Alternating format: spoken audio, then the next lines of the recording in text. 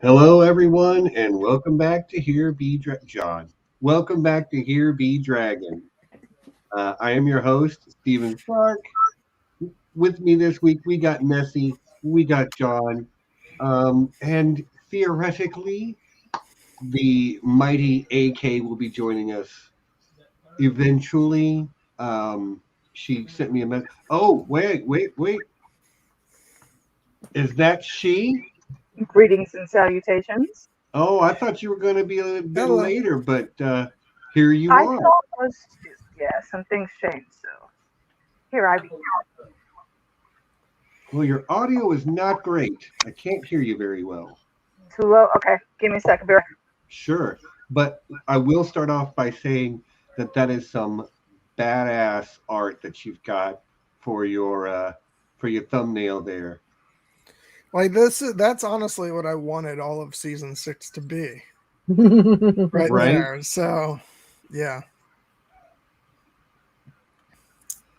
But unfortunately, go ahead, John. I was gonna say following up on my Star Wars shirt and my Vulcan signal, how the frack are you guys? Yeah. No, you just rounded it out, huh? Had to get the trifecta in. just gotta go for the trifecta. Yeah, Mic check, they're how's it shiny, sound? John. Oh, Everything's shiny. wait. I was gonna say shiny as well.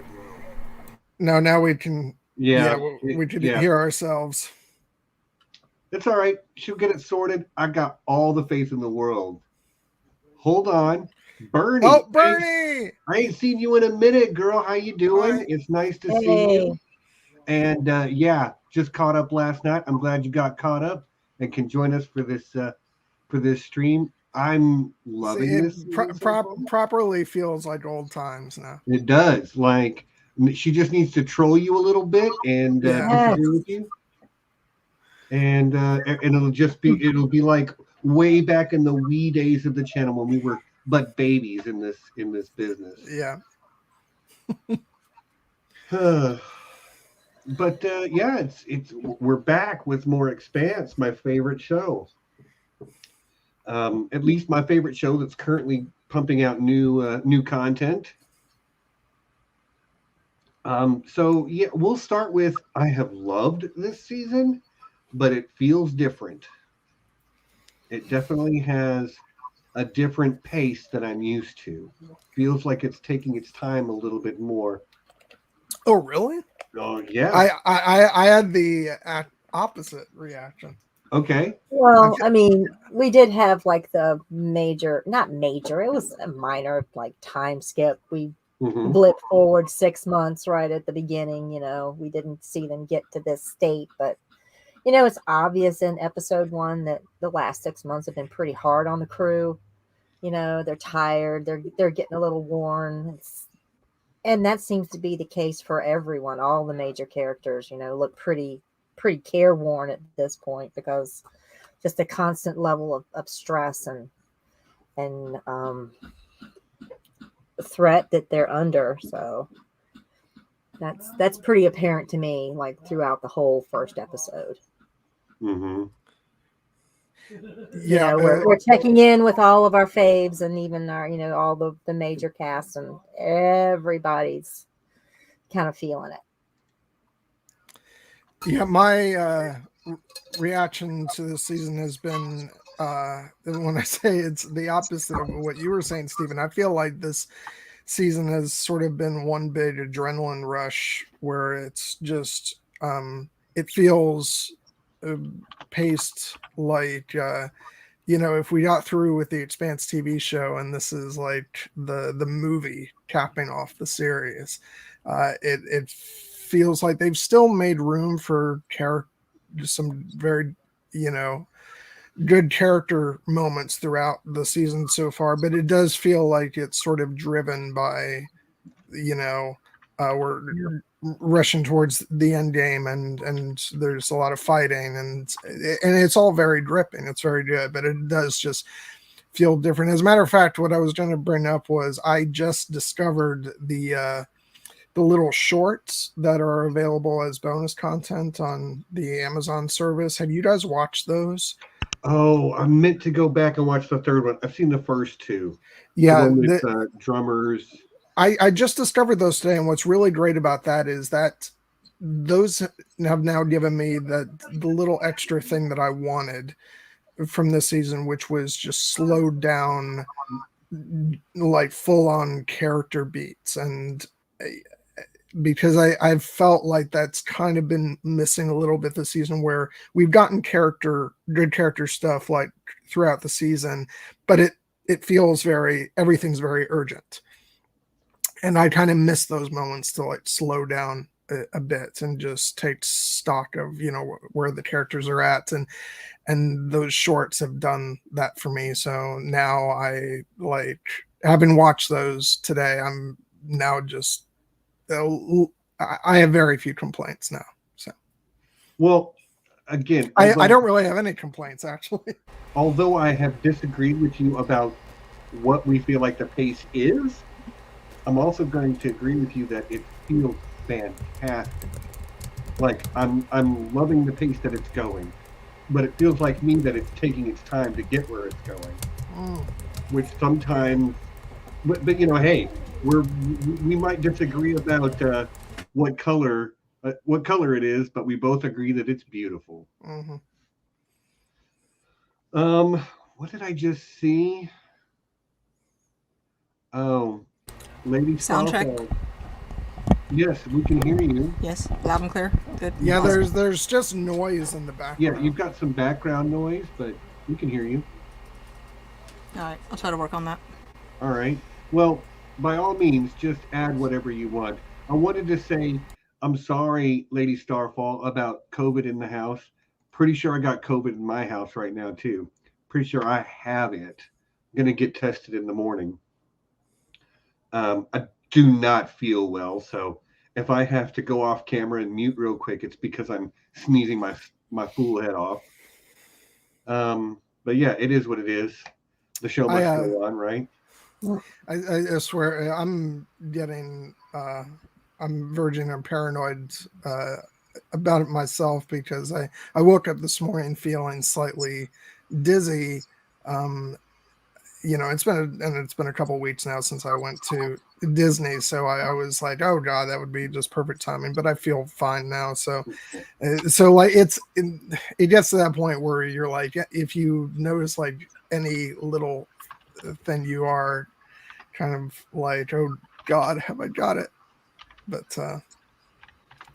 yeah, hopefully that test turns out good, and regardless of what it is, you feel better, man. I'll be fine. Again, I can't stop sneezing, and I'm kind of just worn down a little bit, but I'm fine. So, John, you loved it. I loved it. Nessie, did you love it? No, I loved it. Or have you loved it? I still love it. I'm in love with it. We are loved.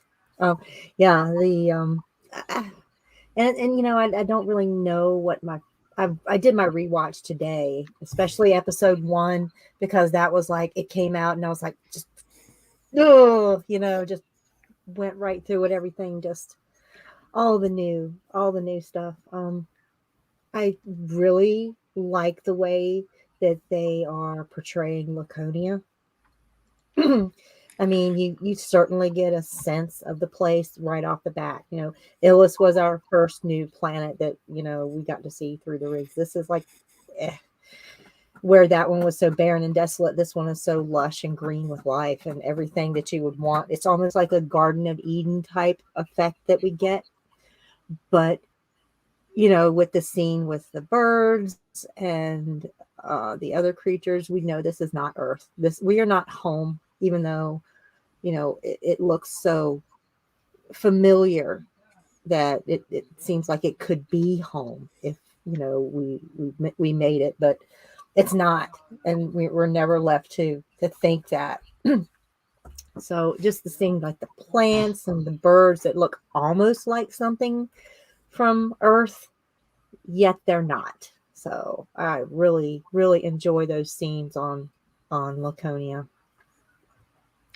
Definitely dinosaurs. I didn't know what to make of any of it. Like my first time through, I was really happy that at the end of season 3, not season 3, episode 3, we got that bit, with Marco being told something about Laconia, so that I know it, like, Right. that it's tying in, because otherwise I was like, oh my god, like, what I is will this? tell you, you said you didn't know what to think of it. I knew what to think of it. I saw that creature and I'm like, girl, run. Do not look back and get away from that thing and Yeah. That's I'm no gonna high dog. five you on go that, find an Stephen. adult. Dennis Nedry in Jurassic Park is all I kept thinking of. Right. It's like, run. So yeah, The first thing I thought after her brother came onto the scene was that little boy's gonna die, and somehow it's gonna be that girl's fault. yeah. Yeah.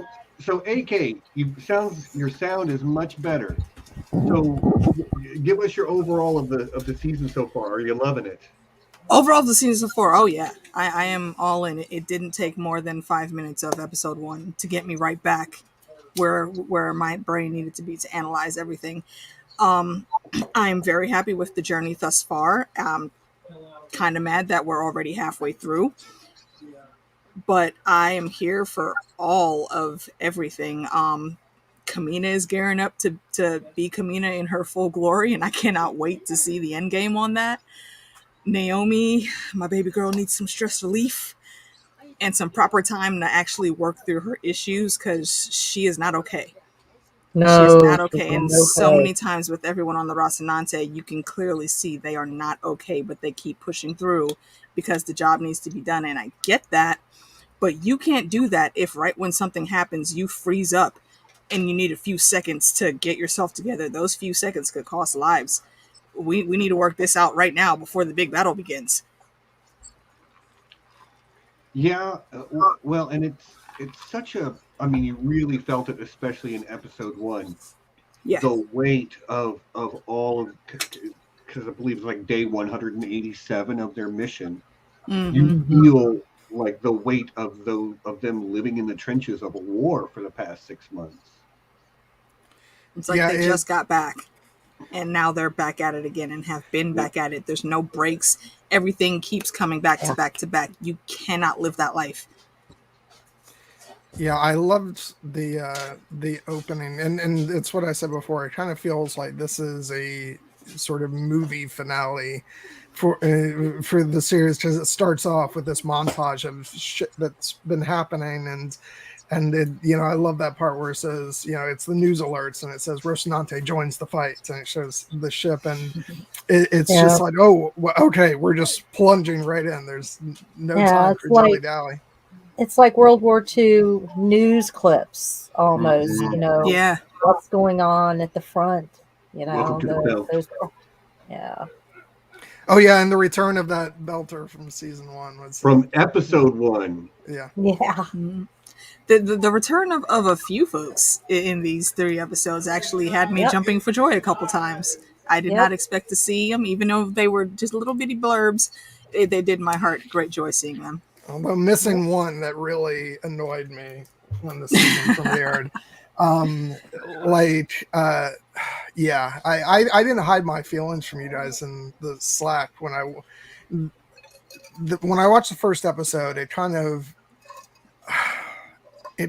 turned me off from the whole thing on that first viewing, of the fact that Anderson Dawes was just unceremoniously killed off screen. And I get the realities of, that he's off, doing Foundation and all that stuff. But still, like, after not having seen him since season 2 and just waiting for a return, it was underwhelming.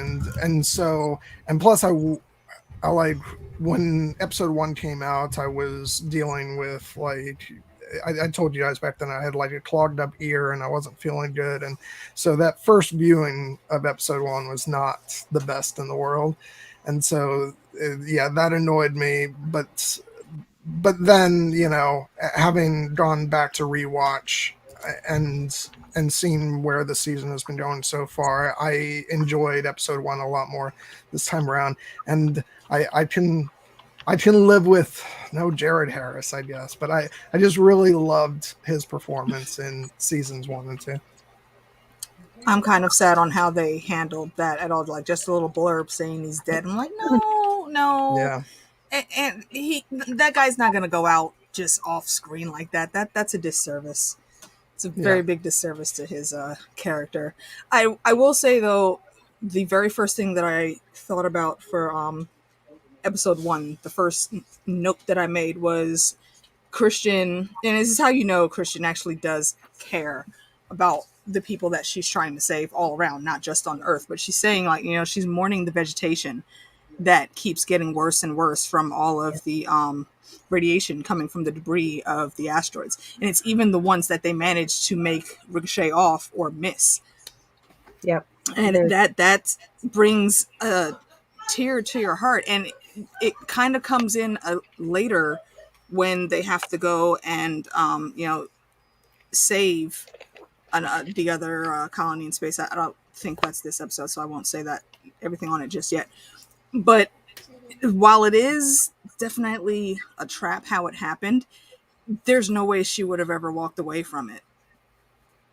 Even if it wasn't, if it was just something that she would have come up on and found and seen what was happening, she would have taken that to do exactly what she's doing now and make sure that everyone sees Marco is the one that's really at fault here. And that's how it plays out. And I just think that's great. Christian's good at finding those key moments.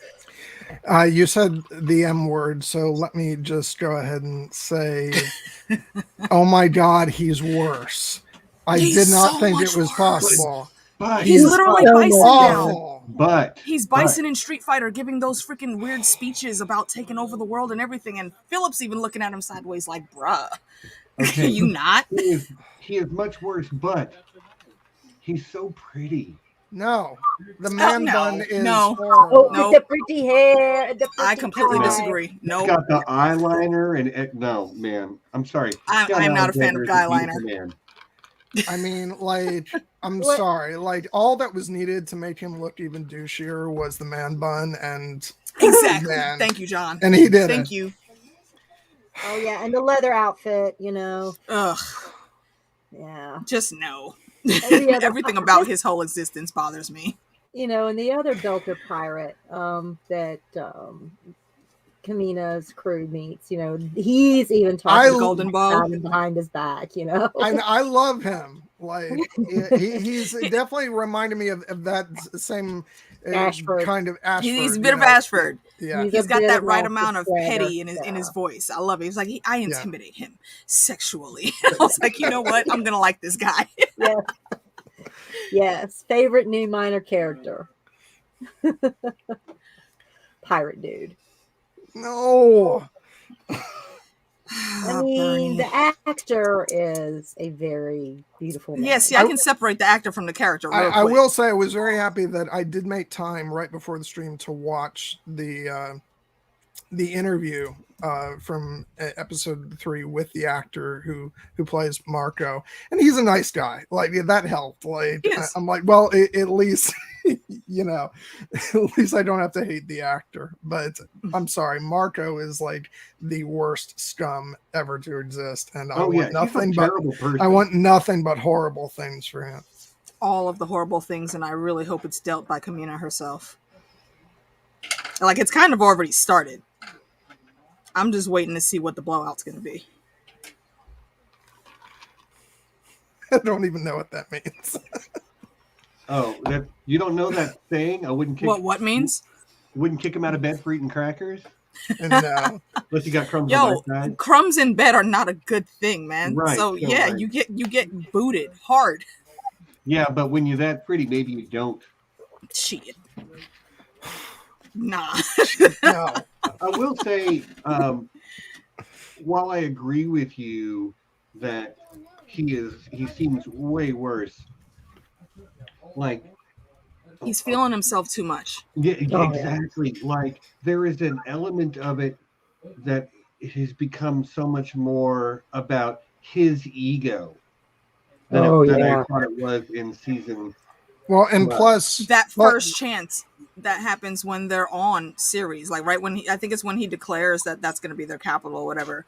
That chant that the guy starts, like Philip is even looking. I think that's when it really starts affecting Philip, and he starts thinking like, is it really you really still cheering for this guy? Okay, he started. You think he's great. He's your savior, whatever. Okay, that's fine. But you're in the middle of the workday right now.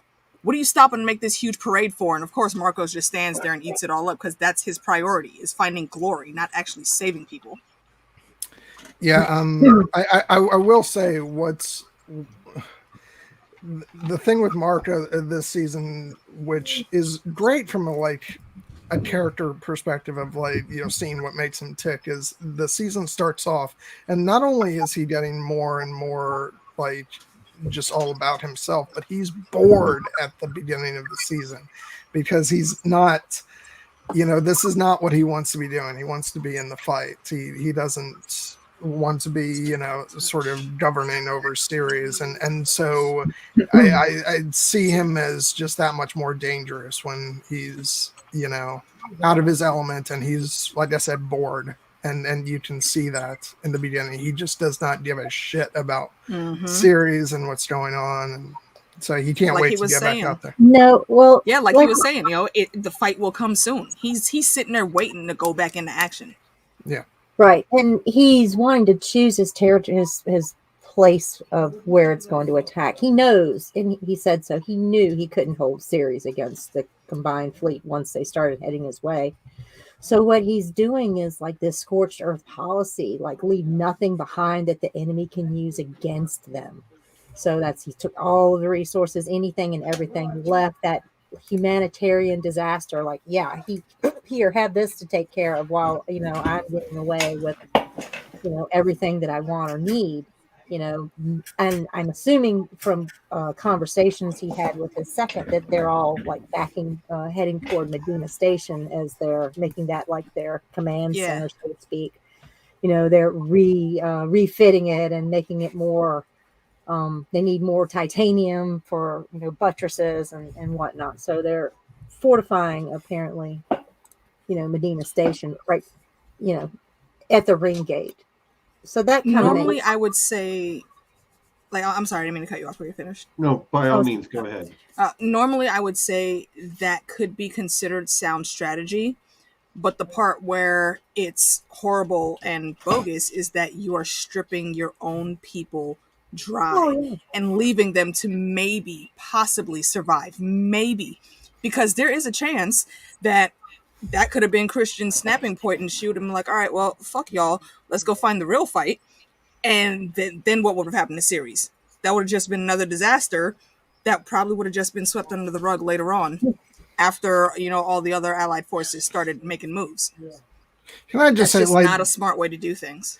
And that's the point where it's like you can really see just how much this has devolved into. He doesn't care about anybody but himself, because like this is showing like he's talking about the belters of series, like they're not like us. Like this show started off showing them being the ones holding the rallies and going rah. Yeah, and it's wait, those people aren't pure enough belters for you, and exactly, and it's just that's what got me is the way he set up series to fail. Oh yeah, absolutely. Like he like it's almost hard to put into words, isn't it? Because it's just so messed up. Like series was never his home. He was always out in like what was it, Pella Station? Palace, yeah, that's where he never had a place that was like a rock in space. Apparently, to call his own. It's always station or ship or station, or as he told Philip, our place is out here in the dark. This is our home. So, series was never had. He was just using it. He was using his charisma, settling them down like, yeah, you're going to be the capital, whatever, just so he could get what he wanted from them. And of course, let's be clear, he didn't just abandon them. He heavily recruited there, like anyone able-bodied that wanted to join the fight is probably now with him. Took at least half their people. Yeah. But he But it didn't looks just like- abandon Ceres and the rest of the people there. He set up freaking, explosives, knowing that the doc. people, Mhm. would be killed. Like, I mean, God, I'm Yeah, sorry. And he shut it down for the thing everything. with that is it didn't take out even a whole lot of people. There were some people hurt, yeah, but the main thing we saw was the whole water cache. Yeah, All of and that was new and brought in and added to the little bit that he left. All of that now is gone. And the Like, you docks didn't are now think one ruined. thing about your people. And the shadiest part about that was when I was already side-eyeing him, but when I really started queuing in to wait, now he's up, there's something else, some little bit of plot that we're missing that they haven't shown us everything yet. And it's when he said we belong out here in the darkness. For somebody that wants to be seen so much as Marco, why would you ever think about belonging to the darkness? That just doesn't sit right. Those two things don't go together. Well, the spotlight shines up really brightly against the dark. When the spotlight is shot, Right. Marco wants to be seen all the time. Yeah, that's why. That's the issue I have. Yeah. And I'm mad that we have talked so much about the freaking Marco for episode 1. Well, I mean, he's the villain right he now, doesn't, right? He doesn't deserve that shine. Yeah, well, for me, it's just about talking how much I want to personally strangle him. So I agree. I totally understand there. I really do. But what are your guys' thoughts on Philip right now? Like, I still see him as a little jerk, and he's not. He is. I don't think doing as much as he should be. But there's a journey for him from episode 1 to episode 3. So where are you guys at with him? I'm really mad at Holden for not just taking the damn shot. No. He would I was never for a do second that. too, but no. The embarrassment to Marco is what he thought about, and that was the correct move because everything is breaking down now already. Not even 5 Here's the seconds thing. went by, and you saw that switch. Marco has been shown to be not bulletproof now. Like, this is the first major setback he has personally experienced since the start of the war. And it was done by his own hand to start. Everything has been going his way. Now they've lost the Azure Dragon. Yep. And he suffered a defeat in a 3-on-1 fight. Yeah, not We'll get to the outcomes fight, on that aren't great. Philip called every word of that argument right. Y'all didn't have to be there. Your pride did that bullshit. But Oh yeah, that was so sweet. like, he has taken a loss, but he is far from defeated. And Oh no. I agree. but my prediction is that Philip will be his undoing, but it's probably also going to cost Philip his life in the process. Which is going to be prediction. the huge tragedy of it. I actually agree with you on that. That was my thought too. Anyway, my whole point of saying that was that, like, I could do without Philip. I understand, but you know what? It's Naomi. it works as a I I don't want to say safe per se, but a safe enough trigger to try to keep Naomi's head in the game. Because again, poor Naomi is floundering back and forth right now, and she really needs to sit down and deal with the trauma that she's gone through, and she needs to forgive herself for things that she's blaming herself for that were never her fault. And that's, again, Marco's pulling all that shit back up, and now it's still in the back of her head, even fresh now from what she just went through. And she is going to crash and burn, and so is Amos. Amos is better at hiding it, but he's got just as much, while he's making himself feel just as much pressure as Naomi is. And that's a dynamic duo that I need to see never end. So I need them both to correct all of those things and be back to where they were when we first met them in season 1, episode 1. Because there's no way that you all call yourself family and you've been through so much that you would just so easily let that go.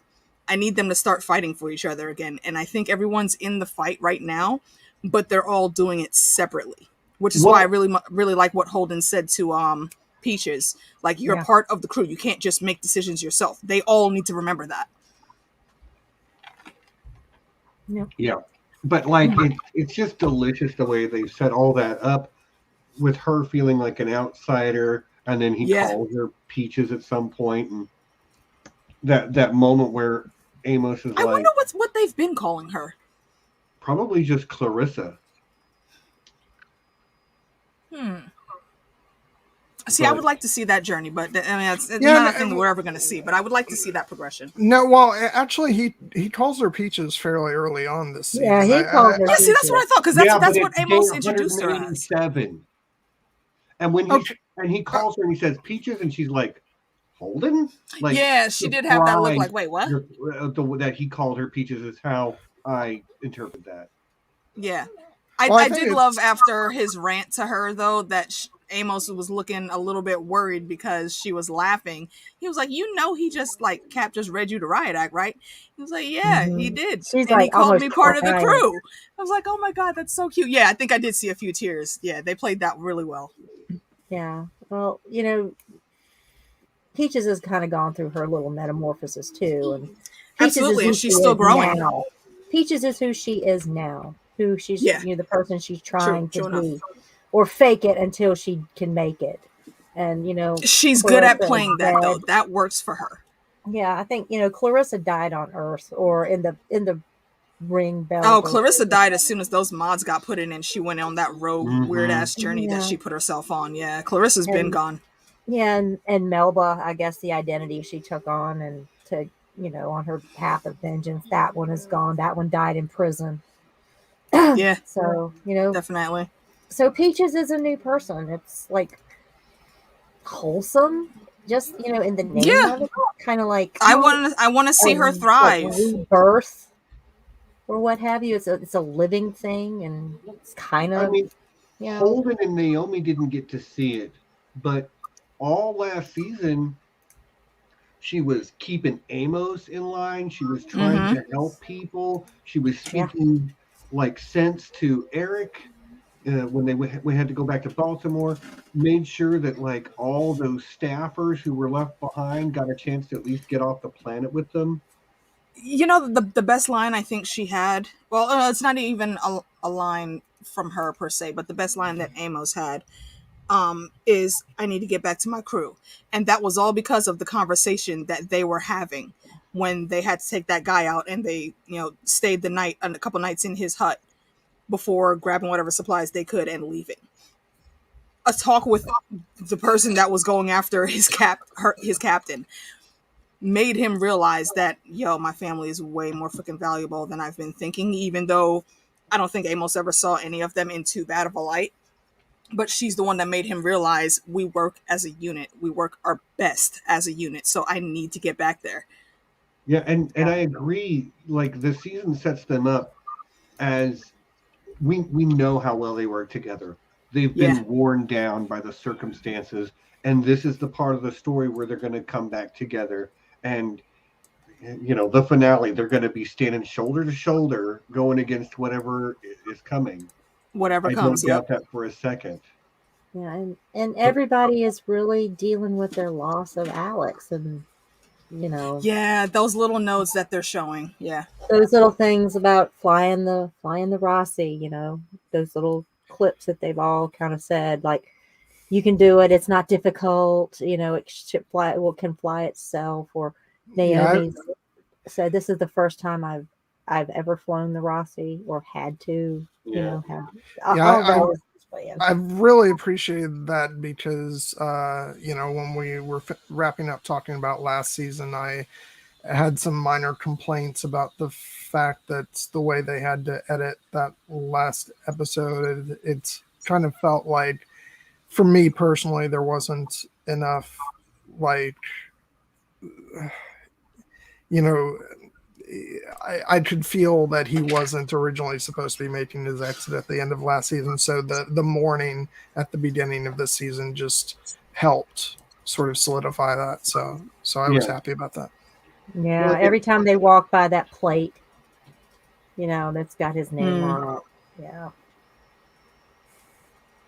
It makes me doubly mad at the actor because, bro, Alex was such a great character. Like, he literally was the glue that always kept everybody back together. Even when they split off and everybody was arguing and mad at each other, he was like the one sane one that could go to each individually and bring everybody back to the table. I miss his character too, though. I really do. Yeah, I mean, literally Alex, bringing them to the table with, and feeding them and having a meal together. Yeah. Everybody sitting down. I said from the beginning of this show that, my favorite character was a tie between Miller and Alex. And with the departure of Miller, Alex was my favorite character. So, yeah, I think that just like the whole mess was terrible. So who is it now? Yeah, do you have a new fave yet? Oh, now it's Bobby. Okay, nice. You do a lot worse. But also, can I just sing my praises for Bob? Bobby is always going to be bae, because as soon as that fight actually everything, give me the guns, I'm about to do this, and Holden's like, but I got no, look, dude, do what I said and we'll get out of this. And boom, like 5 seconds later, shit's done. They're going off and regrouping to do what they need to do. And then like, he's always, I love her. and then he's like, oh, that worked. And it's like, no shit, it worked. Well, yeah, she's from the freaking Martian army, secret ops. What the hell did you think was going to happen? Come on, bruh. Don't act like you don't know who this woman is. That's the whole reason she was there. Steven, that's why she's a one-woman wrecking crew. You've got to watch. And that was my note when I first saw where they were headed with that. I was like, Bobby is not a secretary; she's a soldier. She needs to get back to space. Steven, this is why you have to watch the bonus scene for episode 3, because it's Bobby and Amos, and like that's all I'm gonna say, because it's great. Awesome. I can't wait. I will watch it probably. I was going to say, I think I'm going to watch that as soon as we're done. And it's not bad for the Bobby thirst, to be honest. I mean, here's the thing. Bad for Bobby thirst is a concept that does not exist. Doesn't exist. Okay, so I'm going to throw out a character we haven't talked much about, who I'm also loving this season, and that is my Gilf crush, Shure Agdashlu, Christian Avasarala. Hold on, sir. What you mean guilt crush, though? No, you crush heavy and openly on that. I did not say guilt. I said guilt. You mean our Queen of Earth, Our Lady, the Divine Sharia Agdashlu. Dude, the biggest flex I have of this month is Sharia liked and retweeted one of my tweets. Oh, man. I was like, oh my God, she saw me. She liked one of my tweets, too. I mean, what can you say about this one? With Bernie, I'm just going to say they spell it with an I. It's the first one, Bobby. Bobbie. That's how I've always seen it spelled. Like, I could gush for an hour about... Yes, Santi, the queen. About her wardrobe alone. The wardrobe, oh my God, this season, I look at this. And she has just gone full-on military... Queen General of Earth right now. She's got the epaulette, she's wearing the dark solid colors, she's cut her hair, which in a lot of cultures that's like a sign of mourning. She's gone into mourning, not just for her husband, but for Earth and everybody. She's just completely like all business there. Makeup is very minimal. You see her, she is ready to kill somebody right now. She still keeps that vibrant lipstick, though. That's like as vital as her pearls. Those are two things that are always in the mix. She is just everything. Seriously, Sharia. I don't care at what age, man. She can still get it right now. The woman is nearly 70 years old. Yeah, she is still sexy as hell. And she has gone full on Mama Death Kali right now, with just the blood around her lips. And can I ask a question? Since you brought that up, Nessie, like when I saw her on the ship, I was like, wait a minute. Who the hell approved the military plan to have this woman on a freaking ops that is of importance of this caliber? Where did that come from? Is this what we're doing now? I mean, she did what she did. Can we not? I don't know, man, because if things would have went left, realistically speaking, we've seen Christian in a gunfight, and it don't go well for her unless someone's there fighting for her. That's that ain't her. I don't think I would have had her in the middle of the Black Op like that. No, well, she wasn't. She was back in the command ship, with the reporters and whatnot. She didn't ever go into the front line.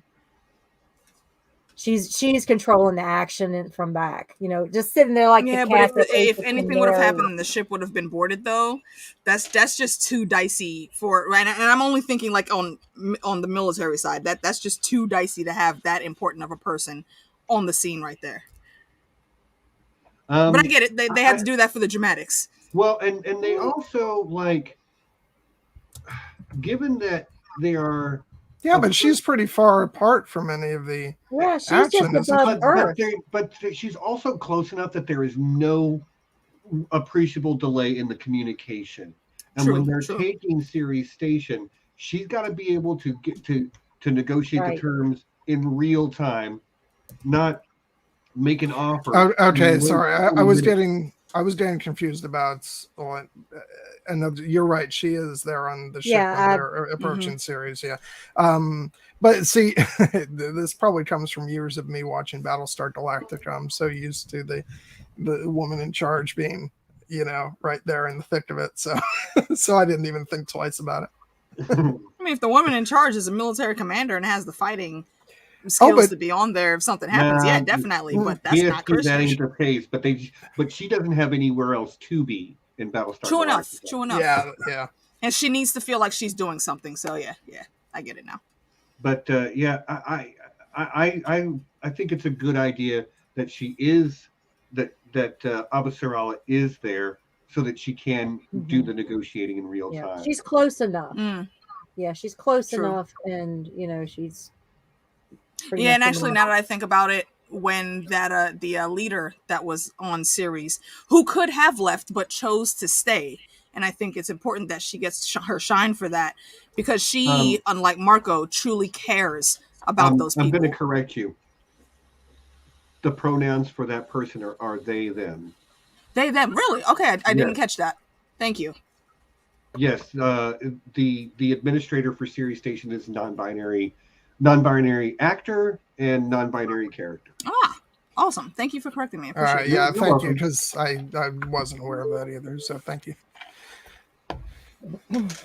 I do definitely appreciate their moxie and how they handled themselves the whole way, because honestly, I think even before that happened, I think they were definitely seeing through Marco's nonsense, because when they were giving out that list of everything that was needed, it looked like Marco was paying attention, but then later on we see him talking to his second in command, and Philip is wondering why you can't just get the job done, do what they're asking for. And that's how we help continue to build and move forward and get more shit done. And what's her name? Rosenfeld. She just wasn't having it. And also, what are you guys' thoughts on that chick? For a minute, I hated her, but I almost feel like she might be a plant. That may be a reach, but I don't know. Where are you guys with that? The second in command? Or the blonde chick? Yeah. Marco's second in command, you mean? Yes. Yeah, she just came out of nowhere. Yeah. And I thought for sure that she was just completely down with everything Marco was doing. But I don't know. Something feels off with her. And not necessarily off in a bad way. But it seems like she's there for some specific purposes. And it's almost like she's playing Marco to be on his good side. But then she gives small little caveats to Philip throughout even while she's trying to prove herself more knowledgeable and better than Philip, there's still little caveats that she gives to him along the way, and that just feels suspect to me. I don't know. I could just be reaching and going far too much into the tinfoil.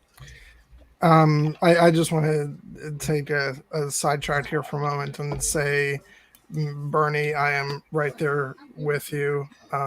Rosalind and Adama, they are just beautiful together. And yeah, BSG love. Sorry. Okay, we can go back now. I'm wondering if she's like maybe part, maybe if not part, but like maybe if she's a plant, maybe she's a plant from like the the Martians, the Laconians, because Marco's still got dealings going on with them. Yeah, She he could does, be like but maybe. yeah, see, Voice of Geek to me saying that there's something extra with her. Yeah, like I definitely don't trust her, Santavia, but I don't know that I think she's all bad just yet.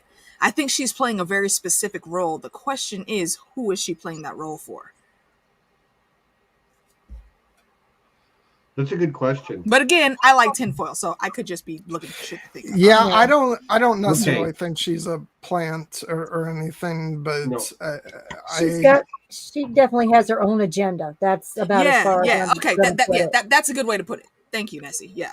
My words weren't coming together to say that correctly. I'm pretty sure that she's a faceless man. That she's a what? A faceless man. Jack and Hagar. I'm gonna shoot you. So Jackin's in space right now? Jackin' in space. Is that what happened? I mean, just think how many people Jackin could be across so many different franchises. The possibilities are again, endless. so many different franchises, and then you add in the possibility of variants. Look, That's just too big of a gamble, Space man. Jon Snow with James Holden. You've got Space White Walkers. They're blue walkers, but wait, since we mentioned Holden, I just want to say, like, I love how exhausted Holden looks. Yeah, like, this is a guy. At their ends. He's such at the end of his tether, and he's. Like, is it just me, or does Stephen Strait look like remarkably thinner this season too? Yeah, that's what I thought as well. I mean, like, not even thinner in a good way, but bro, are you okay? Seriously. I think it's a choice. I mean, some of it's makeup, but he looks tired and worn down. Yeah. So does that make Amos like Space Sandor? Maybe. No, because even though Amos could be considered questionable, he's never just outright been evil going through stuff. I mean, he'd kill somebody if they needed killing. I mean, but that's if they needed killed. Sandor didn't have that guarantee in the beginning. His definition of needing killing is pretty broad. Amos isn't space anybody. He is Amos. Right. Amos. Amos is just Amos. Exactly. Thank you very much. Okay. 100%. Fair. But yeah. Jess is saying Naomi does look genuinely rough too. Jess, I agree with that, but we know why Naomi looks like that. And also, I'm so glad that her hairstyle is back. I did not like the cut from like season 4. I wanted to get the mini mohawk back and have her looking like herself. Like she's partway there, but there's still healing you can tell that needs to happen. Yeah, that's maybe that's just part of her journey back to finding herself again. Yeah, and a lot of times, I mean, with women particularly, I can say, hair has a lot to do with that. Well, I could see what she was trying to do with the hair was to say that she's leaving that part of her life behind, and but like you shouldn't run away from and try and hide away your past and what you've been through like that. So I like that the hair is back, and I love it. And that shows that my girl is actually coming back to herself. She's having a really hard time now, though, because they're out there killing her people, and she's and I'm really glad she brought that up. She put a voice to that. Like, these used to be my people, and now we're out here having to go hit them. And she understands why they have to do it, but still, that's your people. That's a piece of your heart that you have to go and kill. Because they're doing such outrageous shit, and that has to wear on you. So I totally get a part of her feeling like that. That moment with Bobby where she says, "I'll make short work of him," and she goes, "I'm sure you will." That whole conversation when Naomi walked away, I was like, "Ooh," like she gets it, but she still has to hate it, and I fully get that conflict within her, man. That's so hard to see her go through. Yeah. Amos got a dad bod. Where does Amos have a dad bod? Amos does not have a dad bod. Amos has like -5% body fat. What are you talking about? Yeah, in what world are we calling that a dad bod? Yeah, there's no variant Yeah, across the where's the multiverse daddy at all that is ever dad bod Amos. Hmm.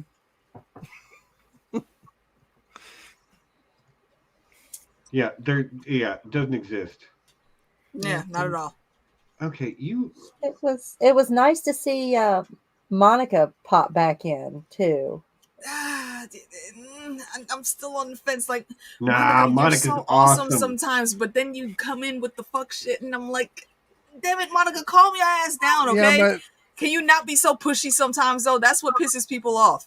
And Christian is not the one you want to push like that. this is the thing, like, I'm obviously, like, my political ideals say, like, I'm all about the freedom of the press and like, I should be championing her, but sometimes you gotta muzzle that shit. But I have to say, like, no, not even that, but there's times when I'm, like, cheering Christian on because there's just, there's, reporters, which aren't necessary and all that, but if you've got a certain personality, it's just like I really do enjoy watching Christian just say fuck off.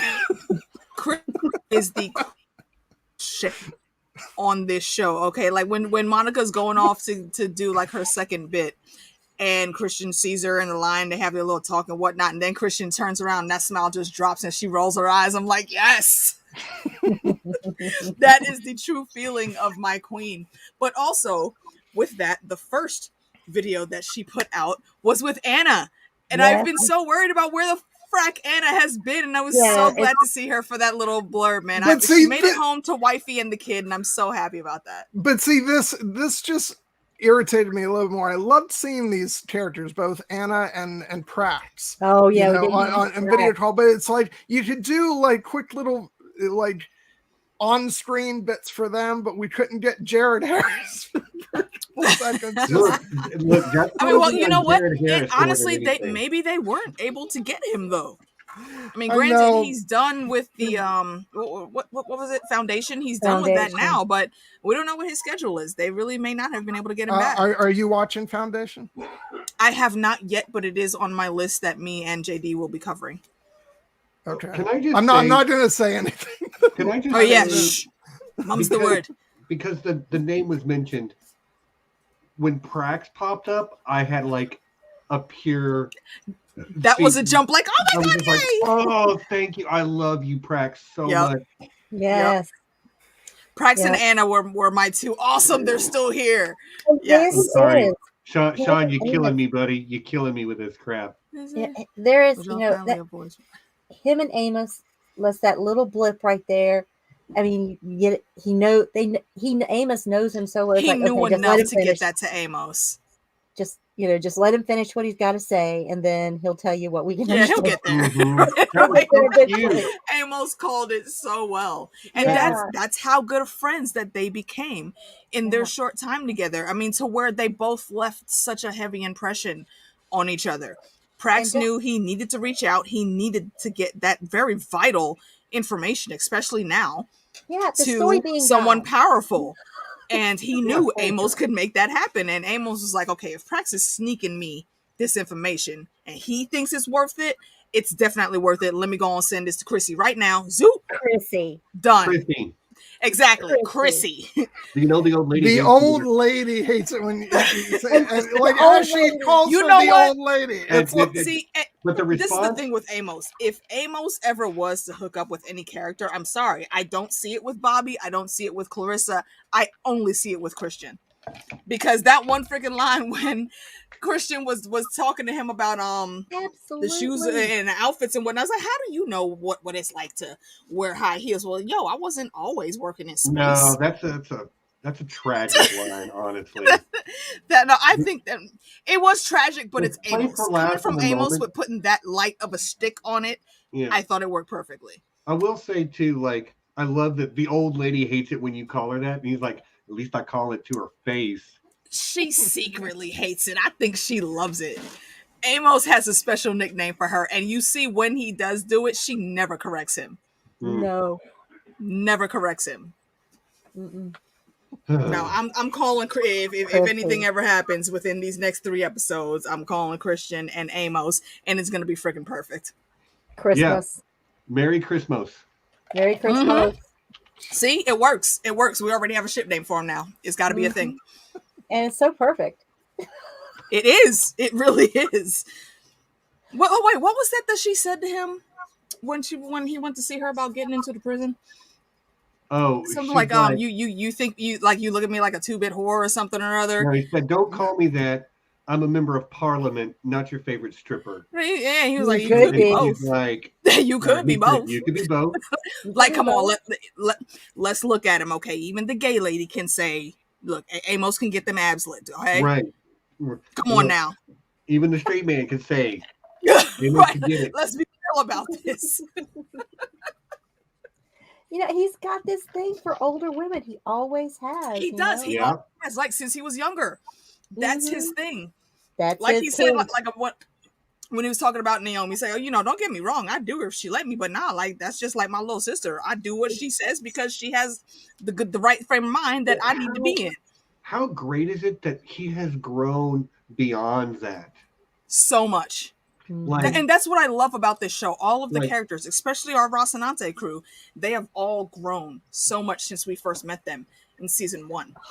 And that growth, unfortunately for right now, feels like it's getting stagnant. Like we all said, everyone is wary of this war and the constant fighting and the back and forth.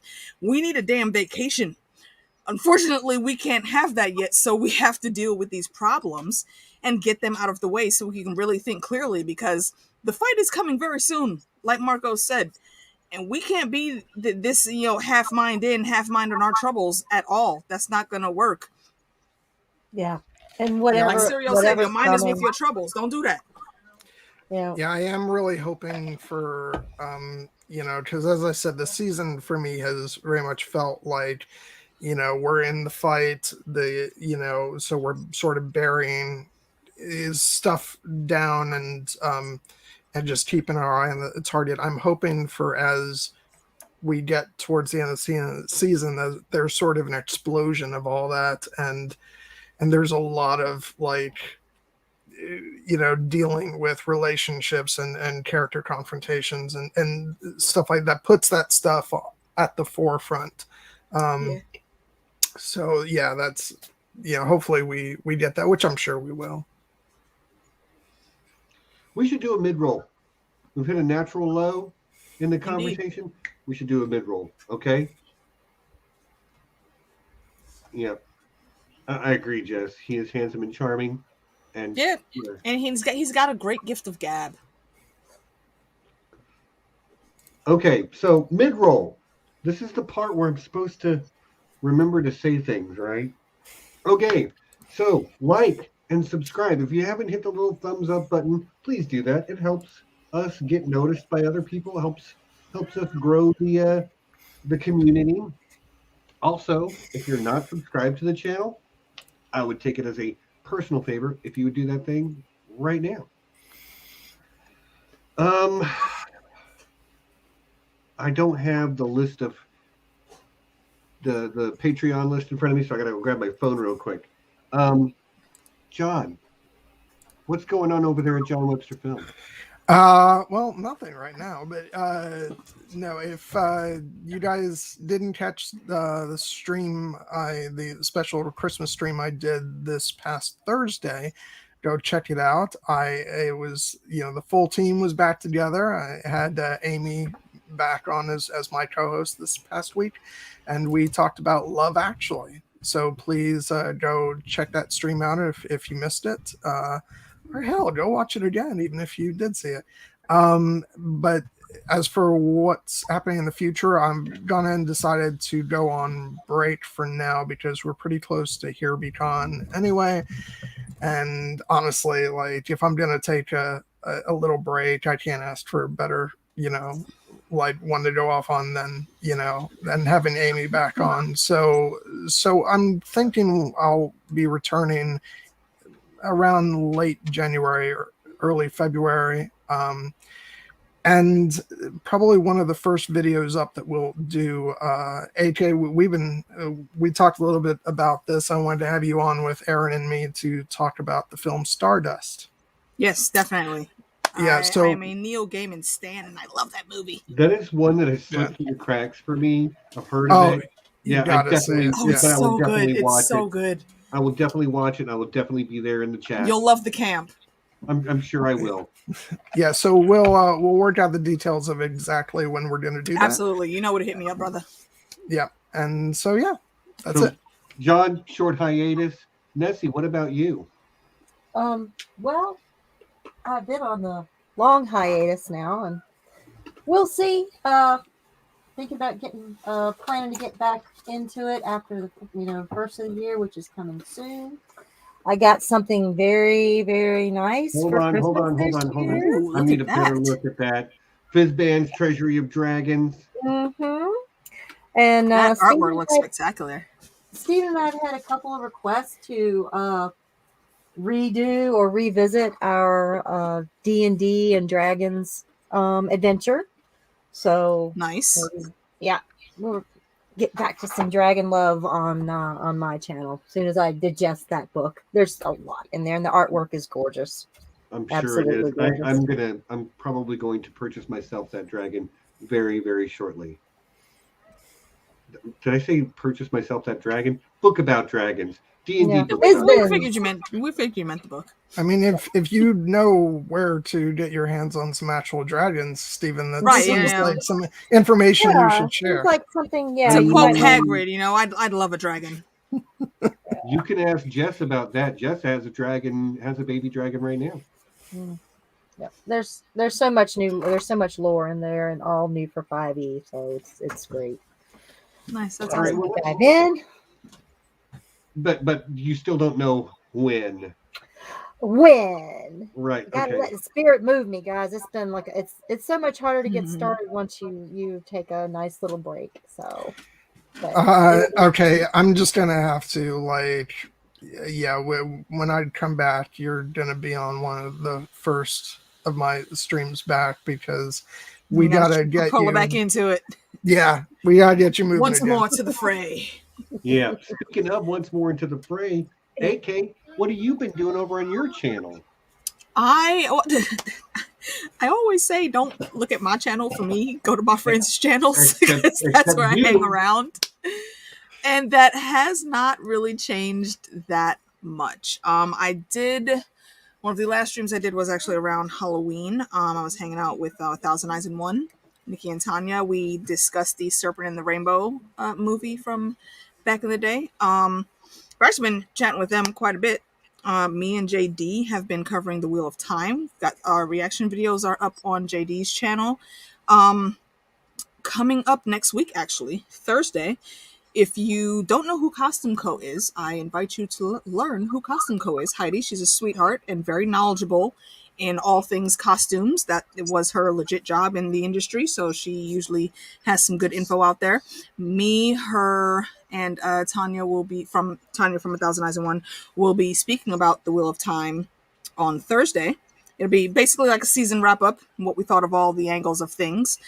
Tonight, actually, in maybe 20 or so minutes, Tanya and Nikki will be doing their own wrap up on their channel, Thousand Eyes in One. Go check them out once we jump off here. For The Witcher? And if you watch The Wheel of Time. Oh, Wheel of Time. Yes, Wheel of Time. And they also have a book club that they do. It's called Wine on an Empty Stomach. The next book, I think, is N.K. Jemisin's The Fifth Season. That's coming up. That discussion is going to be awesome. JD and them give me lists of books sometimes to read. They're like, yo, AK, this is awesome. Check it out. I'm like, and then I just fall into how many different fantasy worlds. So again, don't come to my channel. Just go visit my friends and you'll see what I'm doing in the fandom area. I do have one or two secret things working out, though, and I don't want to speak them into existence yet, just in case they don't happen. So we'll stop there. All right. Good. I mean, good enough for me. Speaking of doing stuff on your print, the book club. Oh, there's a book club upcoming. Do tell. Oh, well, I was just going to mention that if you were a member of the Here Be Dragons Slack, the book club there is also now currently doing NK Jemisin fifth season. So, yeah. You know On what? Slack. I knew Read there was books. another post that I saw doing something Do about both. N.K. Jemisin. Yes, that's you guys. So yeah, those are two different opinions that I think I will love to hear. So I'm gonna tune in for that. Absolutely. I just finished the book last week, and oh boy, is it a ride! N.K. Jemisin has such a great way with words and how she puts her fantasy together. It's just it's brilliant. Okay. Speaking of you doing stuff on your friends' channels, I've already twisted your arm to bring you back next week. For episode 4? No, next week is The Witcher.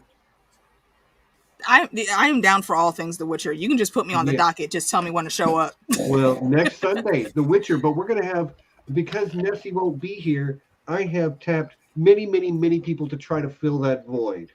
That's a void that's hard to fill, man. It's difficult. Nessie's awesome. So we will be having Cecilia come back. It's been been a little bit for Cecilia. I don't know if I met Cecilia. And then we will be also having the triumphant return of one of my oldest friends in the fandom and fellow Witcher aficionado, Val from Because Geek, will be back. Lovely. I love Val. She's awesome. And the funny thing is, apparently Val is going to be on Cecilia's channel to talk Witcher, but in Spanish. So I got them both. Yeah, if you guys didn't know, that Val's native tongue is Spanish. Yeah, both of them. So yeah, next week, Witcher. I'm down. Yo, just let me know when to show up, man. Are we doing the I'm whole actually season? on vacation until 2022, so yeah, I totally don't have anything to do but sit and hang out with my friends on YouTube. Are we doing the whole season? Yeah. Okay. Yeah, I think so. That's right on time. So okay, so what day were you guys doing yours? So it's always Sunday, man. It's always Sunday. Sunday. Okay, so it says Thursday and Sunday. I'll be talking about The Witcher. Okay, see, I was gonna do a season wrap up with JD on my channel, but there's like 3 or 4 people that I'm gonna be on with, so there's no need for that. Okay, the week after that will be January the 8th. We will be doing a very special live streamed hangout from HereBeCon for all the people that come to Texas to hang out with me that week. Nice. John will be there. Nessie will be there. Several people from the chat will be there. We're all going to be hanging out for a week, which also means, in Expanse related news, we are having an Expanse finale watch party because the final episode comes out in the middle of that week. Oh, God. Super looking forward to that. Oh. But yeah, it is I'm looking forward to it. It's gonna be great to watch it with my friends. I hope all the people who are coming are caught up on the show. Well, if they're not, go sit outside or something. I don't care. I know not everybody who's going to be there is an Expanse watcher, but how are we going to have the finale of a show we love come out and not be watch party? And we're all together in the same room. Right. Sorry, Kelly. Sorry, not sorry. Well, it's only an hour. It's only fair since, I'll be forcing a bunch of Keira Knightley watch parties on everybody. Yeah. Okay. I do have my list of patrons in front of me. Our Patreon High Council consists of our alpha patron, Ridiculous Ed Tollett. Drive safe, my man. You're probably about to leave work right now. Be careful out there on the roads because it's probably snowy and stuff. But our High Council also consists of Lord John Bronsteen the Wise, Sixto Sounds, a.k.a. JP the Axe Grinder, and the lovely Lady Leaf Underhill. And also, they are supported by the lords and ladies of the realm, Ryan Stavka, the Russian Quartermaster, Reflective Rambling, and Arch-Maester Emma. Thank you, patrons, so much. We love you guys. Thanks for keeping the lights on.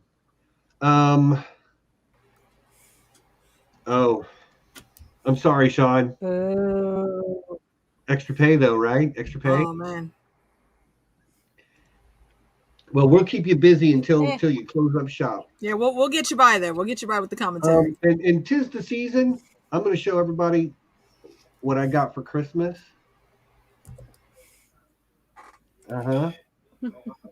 Did you want it, Stephen? Jon Snow. It is Jon Snow. Did I want it? I don't want it. But the thing I is, can't believe I just made that joke of all people. Who but the thing is, I do want it. around that. The thing is, I do want it. Yeah, I know you're setting me up for that, but I do want it. Look at this face. You can tell this guy don't know shit. Nothing. Anyway, I digress. Go push a button, Jon Snow. Oh, I feel a sneeze coming on. Holden did get to push a button this so far. That was pretty cool. Yeah. I was looking. Jon Snow I was would waiting totally for just it. push a button. But yeah, so John, short break. Nessie, hopefully coming back soon. AK doing stuff hither, tither, and yon. Witcher Talk Thursday on whose channel?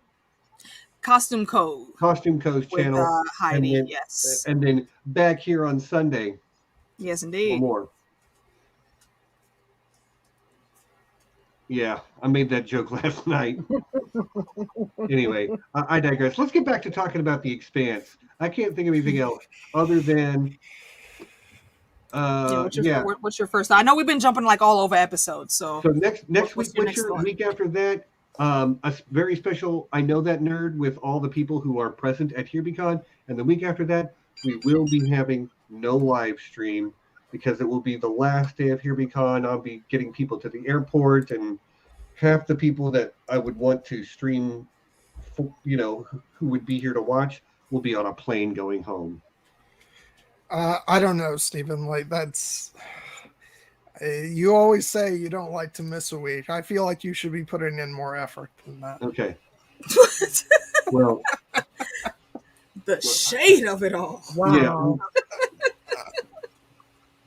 Don't worry. I will definitely get you back for that. I'm sure you will.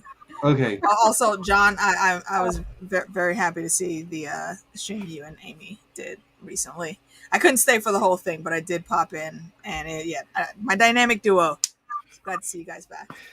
Yeah, I'm just gonna go ahead and do like a big thank you on the air, AK. You have always been like so incredibly supportive of us doing our thing, and it means a lot. So all my love to you. All love right back. Look, there's a reason we keep inviting you back, AK. I appreciate it. I really do. You're great. All right, let's talk about The Expanse. Yeah, where we going next, man? We What's our are next the topic of belt. discussion? We are the belt. We are going to talk about Kamina. We are. Oh, Yeah, yes. These times Let's get please get to skimmed my over baby. for 'em. Let's go. But it's time to feast. And again, I want to start off by saying, like, I was really happy that I watched those shorts today, because the one from, I believe it's episode 1, is, very much about Kamina and Naomi and their bond, which is something that I felt the lack of in these first 3 episodes, because I really want that, like, I want them to like see each other again before the season's over. So I appreciate getting at least that scene of her looking at the video recordings and all that, even if it, even if it's outside of the episode, just so long as I got to see that was nice. Okay, I need to jump off for just 2 seconds. I just need to mute, and I'll be back in about 2 minutes. But I will say, no one's ever going to change my mind that before we actually came into this whole show, before season 1, Kamina and Naomi absolutely dated, and I think that's where the best of their friendship comes from. Just saying. May I refute that? No. May I offer a Well, No, absolutely. Go ahead. Go ahead. I'm just It messing with you. appears. I'm It listening. appears to me, if you go back and watch the early episodes, it appears to me like they don't know each other. When they first meet on screen, is their first meeting. But very Don't quickly, kill the dream, Stephen. look. Okay, look, see that's why That, fan fiction is so great. I can ignore that one little fact and just there you rewrite it go. completely. And Look, I've done that. I just haven't posted it yet. I'm not gonna like hold a gun to your head or anything. I'm just saying that's how it's presented. But who wouldn't fall in love with Naomi? Who wouldn't fall in love with either one of them? They had some quality I don't time know. together on I wouldn't They fall Tycho in did, love. and they vibes. the Venus They vibe Station. so well together. Yeah. It's like well, to me, it reminds me a lot of B'Elanna and Seven on Star Trek Voyager. But we're not here for fan fiction, so sorry. I'll go take my 2-second break now. I mean, we're looking at it. She's very, and I'm talking about Drummer. She really has fallen into the role of captain more than say head of household, which is what it felt like more of in season 5. Here in this season, she's having to make tough choices. Good night, Angela. Thank you very much for joining us. Good night. Come back in about 4 weeks and we'll do the end. We'll do the last 3 episodes as well. She still is the head of the family, though. She's still She got is, the pride. but she is making wartime decisions now, Well, which is not a thing that she was doing in season 5. When she decides that Michio needs to leave the crew, she needs to go someplace safe, yeah,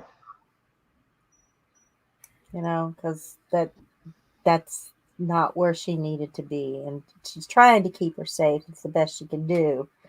You can tell it's very, very emotional and very difficult for her. It's not an easy decision for her, but she has to put not only the good of the crew, the rest of her family, first. It's what's best for her too, in just a brutal, practical sense of it. That if she stays out there, she's probably going to get everyone killed, including herself. I don't know if I agree with that assessment. Well, that's the situation they found themselves in. Yeah, It's do or die every second. Every mistake could cost lives. And when you're out in the vacuum, in the hard vac, mistakes cost lives. So it's a very Belter thing to do. And it cost them a ship. Her misclick. Yeah. Cost them the what was it, the Tynan? Yeah. Or the Martian ship they were stripping. Well, no, because they had.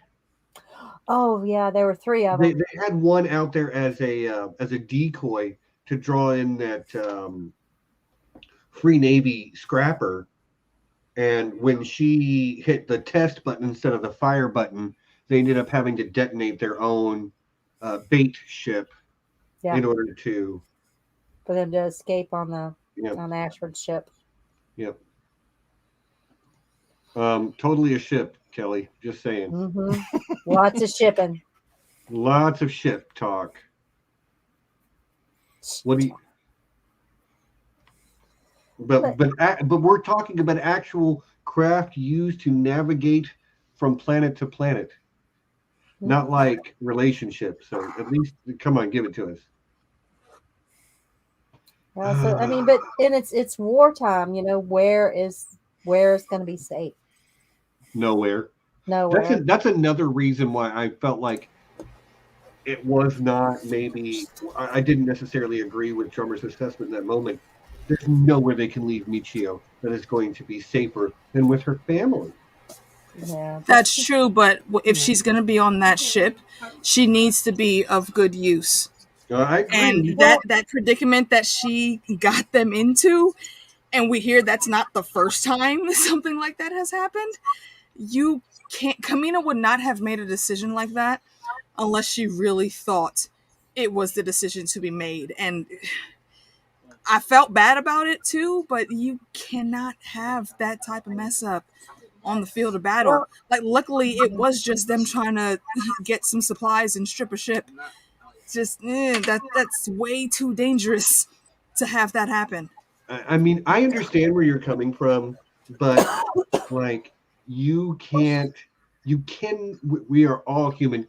Anybody could have misclicked. And I get it. Michio is sort of the weak link when it comes to fighting. But I do not agree with her with her choice there. I know I'm probably in the minority. I know that Drummer never did anything wrong in her entire existence as far as most people are concerned.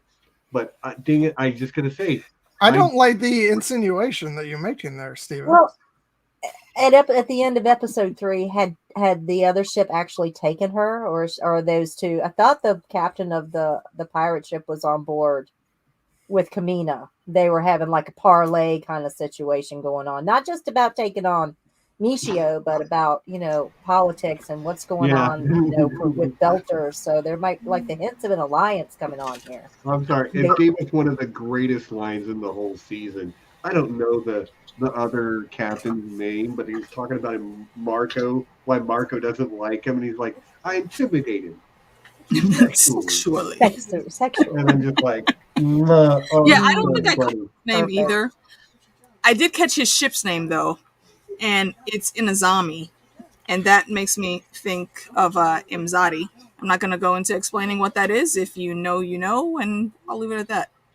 No, I loved when he was dragging Marco for his pretty face and his hair. Yeah, like Marco for all of that. Oh, Yeah, yeah. I mean, he calls him on his bullshit, and he knows it, and that's like, yeah, he's got me doing these low key jobs for him, just kind of Just for humiliation, just to humiliate him because he intimidates him. See, and it's not even really just to humiliate him. Yes, there you go, Voice of Geekdom. Cool points to you for that.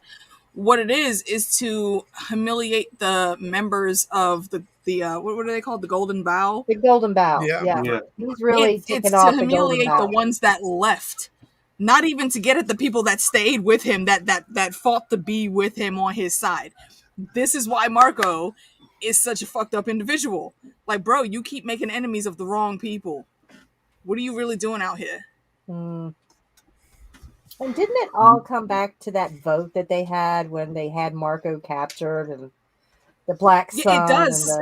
And that's why Golden Kamina Bow? is so pissed at herself for it, because she could have ended all of this right there.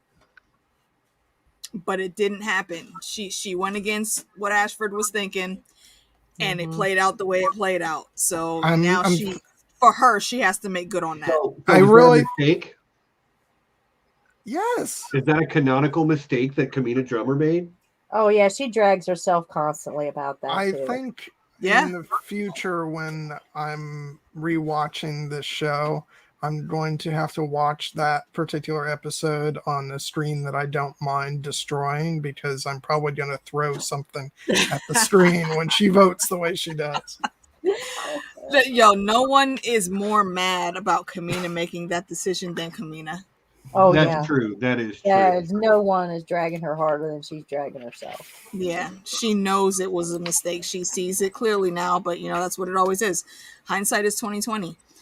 And had she known this shit was gonna go down like this, she absolutely would have iced his ass right then and there. She would have been the one to kick his ass out the airlock easily.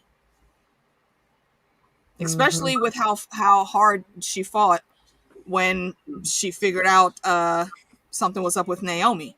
Which again, I still gotta wonder what was exactly was in Philip's head when he signaled her that something's definitely up with Naomi. Because that's what cued her off. If he wouldn't have gave her that long look, I mean, granted, he ended up messing up when saying too much, but Marco covered that enough. She probably would have let it go if he hadn't have gave her that look through the view screen. But I don't know. I'm still on the fence with Philip. I do appreciate the way he came at Marcos's throat in episode 3. I thought that was very fitting. I did not disagree with one word he said, for the first time in ever, I didn't want to punch Philip in the throat. That's a good why point. I said I understood what Holden was talking about. Holden, he pulled that missile specifically for Marco to have to deal with this embarrassment. No, and it hit him back. I disagree. That was entirely for Naomi's sake. I agree. I think he was thinking of Naomi in that moment. I'd love to give Holden that much credit for being like politically savvy, but we say people grow, so I don't know. I didn't read it any other way other than I can't kill Naomi's son.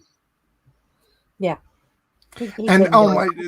And Jot, as much as everything Marco does causes me to hate him more and more, because the fact that he leans to the side just so that Philip's visible. Did he lean though? Because I took it more as Philip leaning forward. No. Well, it is confirmed through the interview with the actor that Marco intentionally. Okay, does that. interesting. So, interesting. Oh yeah, he was using Philip as a shield. He didn't. So when he was fired upon, his nether sphincter definitely clamped shut. Yeah. Can I just say also how incredible that chase and action sequence was? When they was hard and they spin and shoot the railgun and just as they're spinning, I'm like, Bobby Draper is Bay for a reason. Yes, but it was just so I loved it so much. What I really love though is and it didn't occur to me when I was watching the first time through that this was the first time that Marco and Holden have come face to face in battle. Directly. Yeah. And so that moment where he is just looking at me, says James Holden, Holden, the disdain that was in his voice.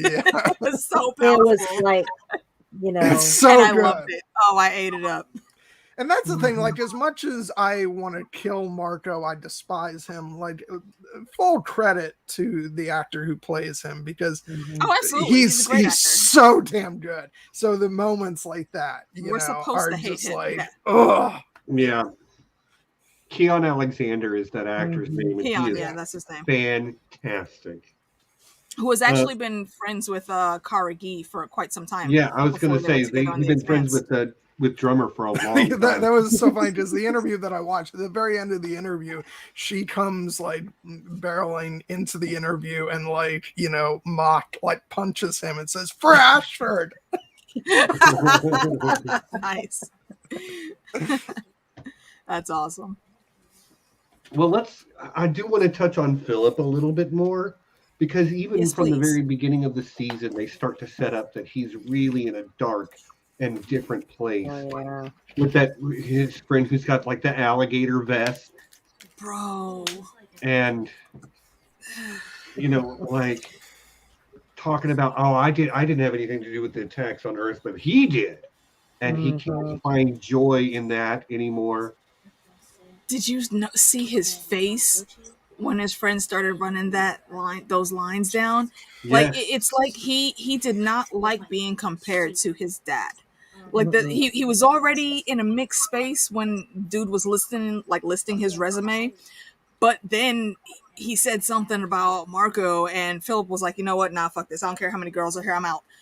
Yep. And for him to have that reaction, that I think made me start paying a little more attention to what he was doing. And I think in case of characters that are in distress and hiding it, Philip is at the top of that list. Yeah, this is the thing that for me makes Philip really work as a character, as much as I'm just constantly frustrated with him and all this stuff. But the fact of the matter is, you can always see where he's coming from and why he's feeling the way he does. And the fact that he's basically, I said after watching episode 1, he's really overcompensating for what he's feeling inside. And so even if you want to you just smack him for what he does and says. Like, I get it. Like, I see what's brought him to that point. He's overcompensating so much that the first girl that tells him no starts him off on this huge fucking tantrum, and he ends up killing his best friend. Yeah. Like, bro. And the look on his face when he actually came to and snapped out of it and saw what he did. Get off my pillows, little boy. Sorry. Cousins are over here being ridiculous behind me.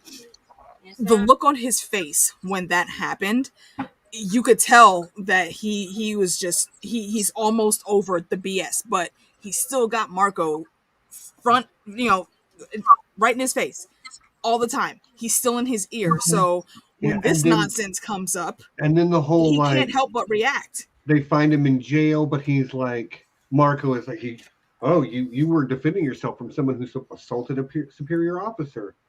So he's the still, look on the leader of Ceres' face said still everything that we were thinking to Marco in that way.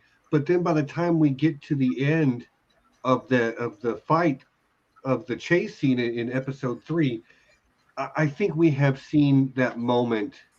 I think Philip he's definitely on that redemption.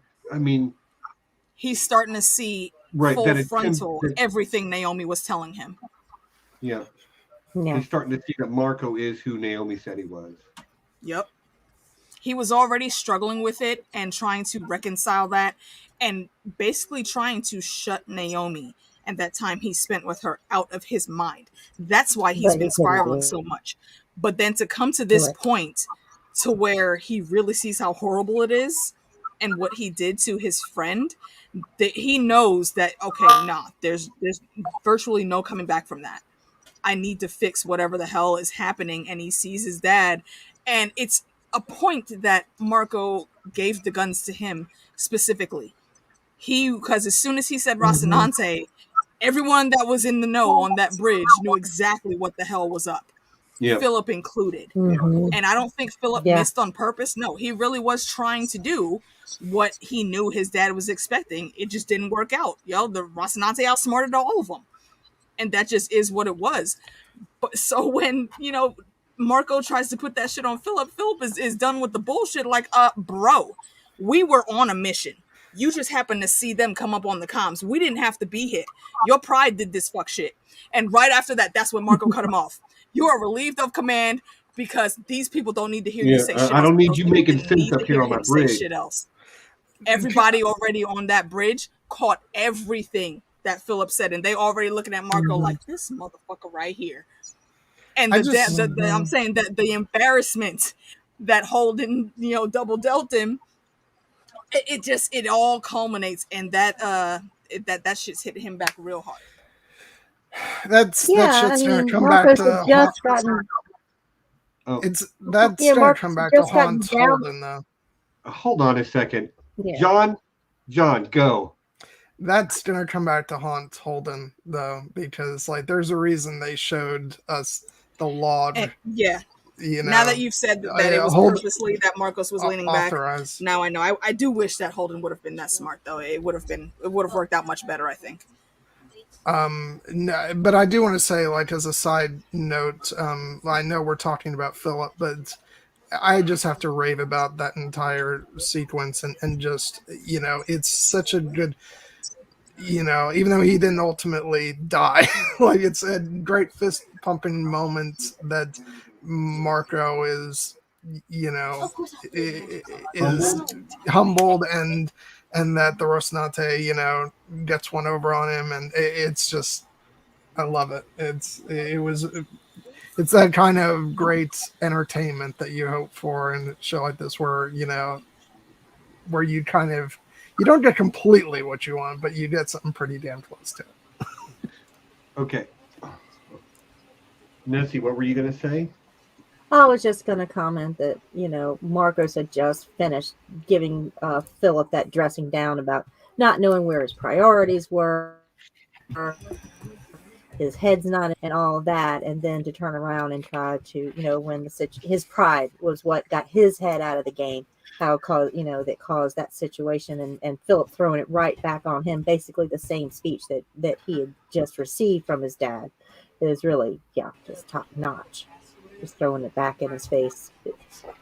It makes it even more meaningful because his dad just, dressed him down for the same thing. I will say too, like there was another space battle in episode 2, the Azure Dragon, which was I don't know that it was quite as epic as the 3-on-1 Inaros versus Rocinante, but when they were running, and then the way it was shot, where they would cut thrust and you would see them turn and they're catching up, and then it burns off in another direction, and it was so beautiful to watch. And then the leap that Bobby makes, which of course also gives us still my heart. Yeah, which also gives us that Naomi freezes moment, which I did not see coming necessarily, but as soon as it happened, I'm like, oh, it makes total sense. If I ever had to say jump through the vacuum of space, I would probably be a little bit hesitant about jumping out into the vacuum of space again. Twice she did it. Once with the suit and once without. Yeah. Well, and when she went out with the suit, she didn't have an air bottle or a radio or anything. No, it was just death. Yeah, it was just at least when she made the leap of faith without the suit, she had a plan with the oxygenated blood, and she had a destination that was right there. Her second leap was she had no plan other than get out there and wave them and tell them don't get too close. Yeah. So, but yes, I found that that particular action sequence very, very compelling. All the way, the way Clarissa stepped up in the moment, the way Bobby handled her business. Yeah, I loved it. I loved it all. And after that sequence, there's a scene between Amos and Bobby that I also love the dialogue in, where he's trying to, I guess, repair portions of the suit, and he's like, well, what's this made out of anyway? And I don't know the exact line, but she says it's made out of Mars. Made out of Mars. I love the banter between her and Amos, which again, Stephen, I'm going to say, watch that short because it's great banter, between those two. And yeah, it's a lot of fun. Yeah, I'm gonna give me. So you don't have to admit anything, Kelly. We see through you, okay, ma'am? We see you. Yeah, Kelly's in the chat trying to deny that she loves us nerds. You love us, otherwise you wouldn't be here. I know you're torturing her by just leaving. We know exactly why you came all this way, Kelly. All right, I'll turn it off.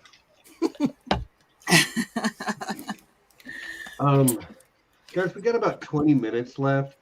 I am sick. I am not feeling great, and I am starting to.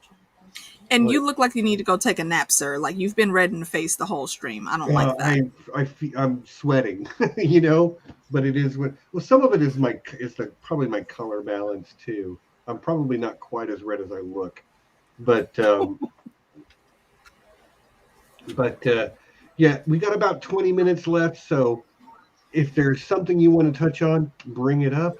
Chatters, if there is something we haven't discussed that you would like us to make sure we discuss. I have a thing.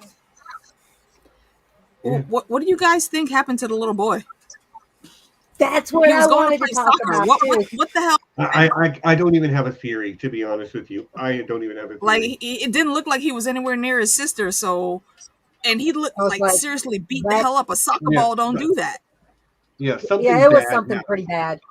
Something bad happened. That was not a soccer accident. And how did the alien bird come back to life? Yes, and the bird. So Yeah, Do y'all You think know, the bird is maybe just like the first form of the bigger alien that took it away No. and then brought it back and it was no, alive? No. because Okay. it had its no, own no. young.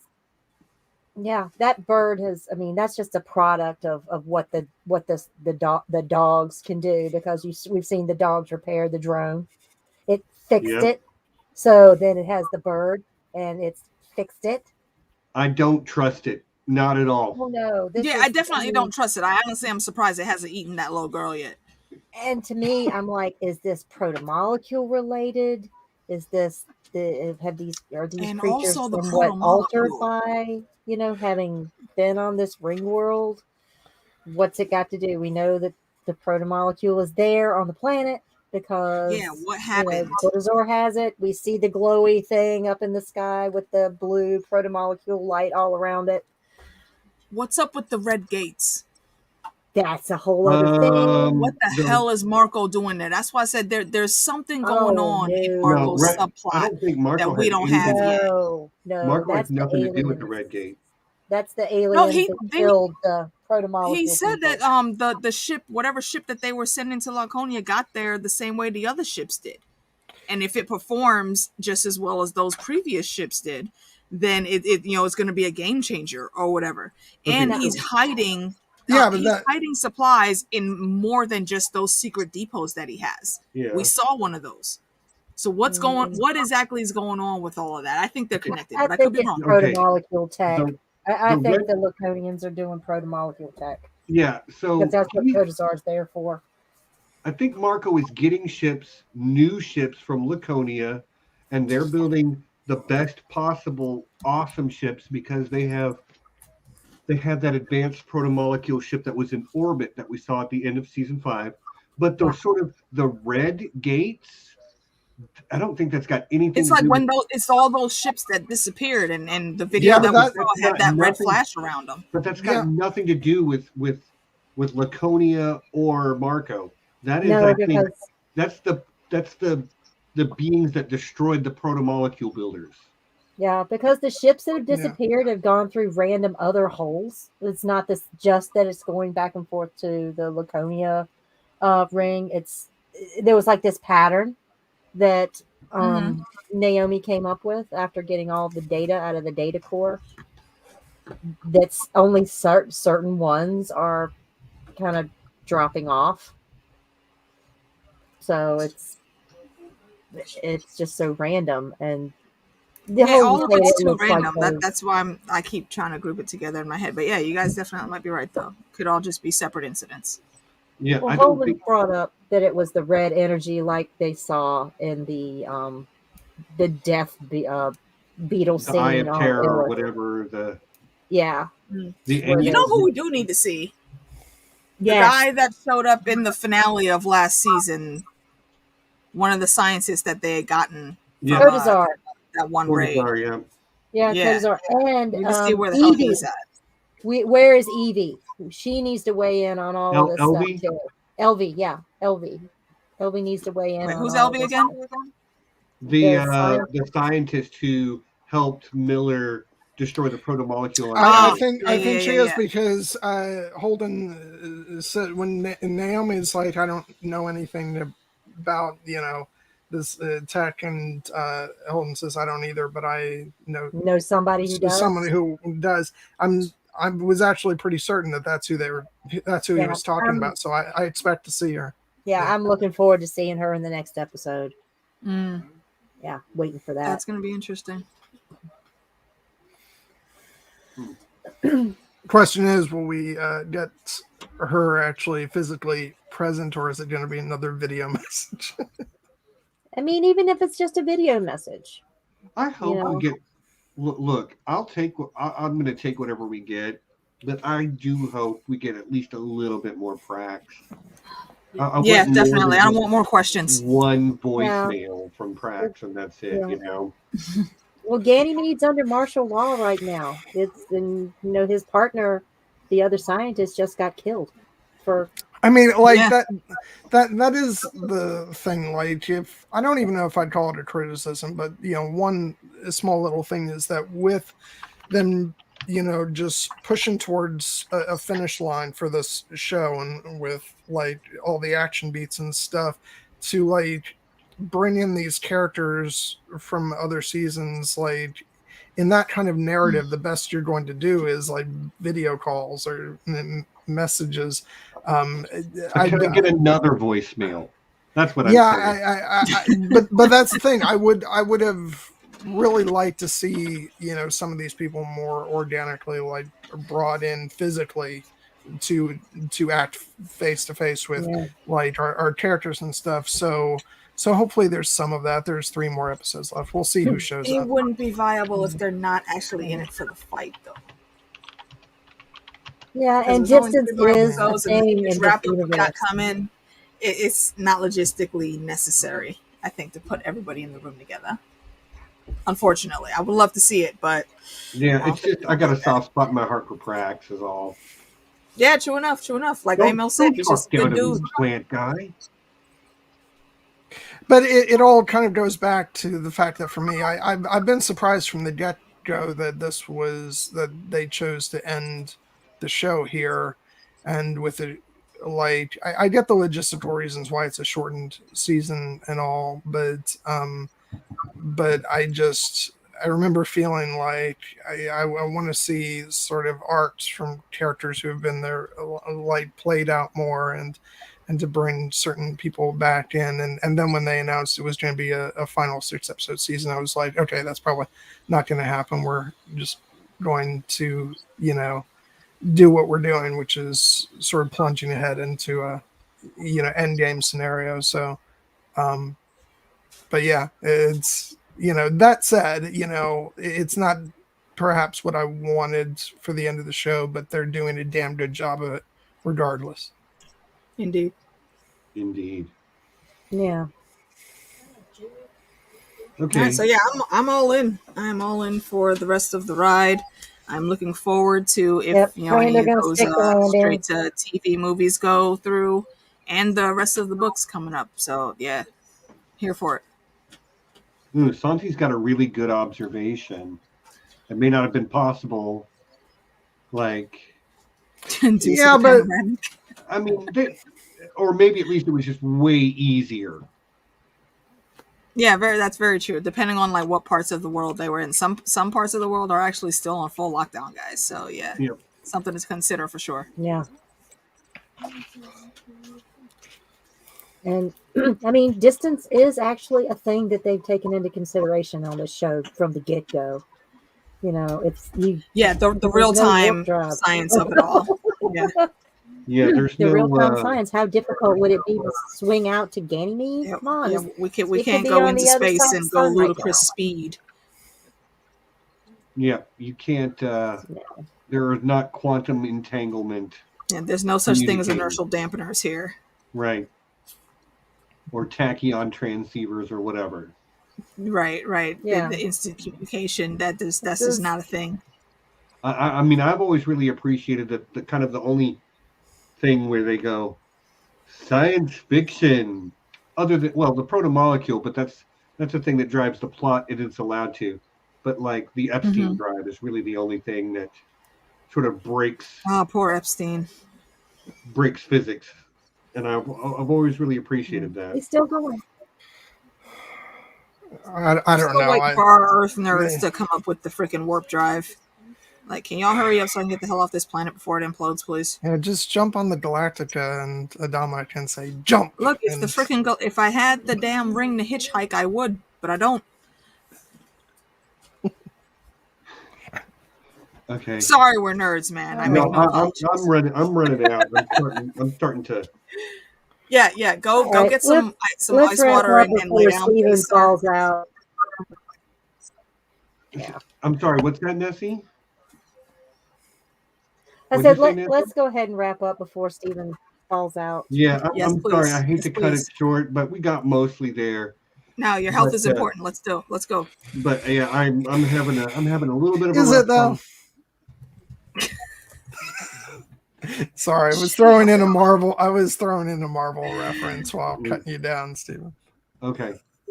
Well, I didn't pay attention to you anyway. I rarely do. Yeah, I'm used to it.